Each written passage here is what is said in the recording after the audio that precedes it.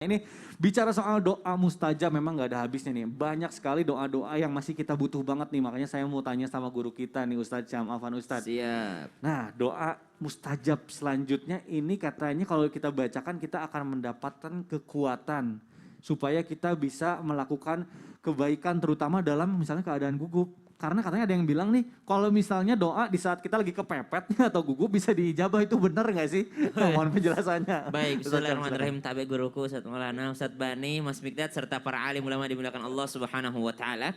Dalam sebuah riwayat disebutkan bahwa ada orang yang itu kadangkala perasaannya pengen berdoa. Betul. Ya jadi tiba-tiba aja gitu kita kayak kepikiran ya berdoa, kepikiran untuk berdoa, kemudian berpikir minta sama Allah, selalu berpikir tiba-tiba dia ingin berdoa, maka pada saat itu pintu rahmat Allah sedang dibukakan untuknya. Jadi orang yang sedang berpikir untuk berdoa, ada keinginan untuk berdoa, untuk jamaah yang sedang mencatat doa-doa yang sedang disampaikan oleh guru-guru kita, itu berarti rahmat Allah sedang dibukakan untuknya. Karena dia ingin selalu tersambung dengan Allah Subhanahu wa taala. Bukankah doa itu adalah imaduddin, ya kalau dalam riwayat yang lain as-shalah, ya salat itu adalah tiang agama, tapi salat itu lugatan secara bahasa adalah doa.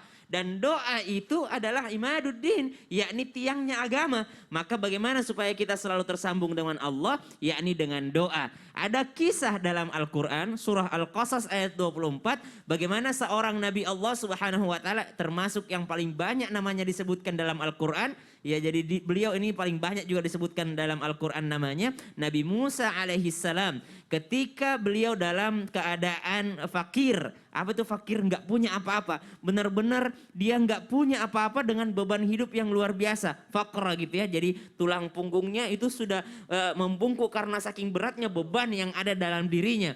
Maka dia meminta kepada Allah Subhanahu wa taala dalam keadaan duduk di bawah pohon, lalu meminta kepada Allah, fasaqalahuma thumma tawalla ila dhil. Lalu beliau berdoa, Rabbi inni lima anzalta ilayya min khairin faqir. Ya Allah, saya ini sedang benar-benar butuh kepada bantuanmu, kepada kebaikanmu ya Allah. Karena aku ini fakir banget. Fakir tuh nggak punya apa-apa, sudah terbebani. Bayangkan Nabi Musa itu terusir dari kampungnya, lari ke Madian, nggak bawa duit, nggak bawa pakaian, nggak punya apa-apa. Membaca doa ini seketika bertemu dengan dua orang wanita. Dan ternyata salah satu di antara wanita ini menjadi istrinya. Dan orang tua wanita ini adalah Nabi Allah Subhanahu wa taala. Diberikan juga kebun, kemudian diberikan tempat tinggal, maka langsung dapat segalanya karena doa ini. Surah Al-Qasas ayat 24, mari kita ulangi dan kita amalkan sama-sama. Bismillahirrahmanirrahim. Bismillahirrahmanirrahim. Rabbi inni lima anzalta ilayya min khairin faqir.